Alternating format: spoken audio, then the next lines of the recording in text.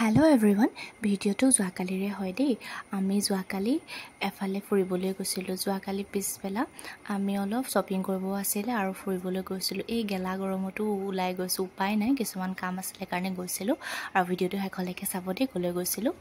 আৰু আমি গৈছিলোঁ আমাৰ তিতাবৰৰ নতুনকৈ ওপেনিং কৰা এখন ৰেষ্টুৰেণ্টত তিতাবৰৰ সকলে গৈছে নাই বাৰু কমেন্ট কৰি জনাবচোন দেই আৰু বহুত দিনৰ পৰা যাম বুলি ভাবি সময় সুবিধা মিলা নাছিলে আৰু কালি মিলিলে কাৰণে গৈ আহিলোঁ এপাক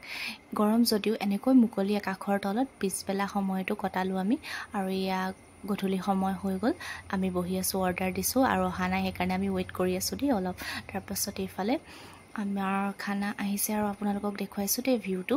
ইফালে আমি অৰ্ডাৰ দিছিলো চাওমিন আৰু ফ্ৰাইড ৰাইচ গৰম যেহেতু বেছি খাব মন নাই যোৱা সেইকাৰণে বলো কিবা পাতলাকে কিবা এটা খাও আৰু ইয়া হাজবেণ্ডে লৈছে প্লেট আৰু ইখন হৈছে মোৰ প্লেট আৰু মোৰ যদি ভিডিওবোৰ ভাল লাগে লাইক কমেন্ট শেয়াৰ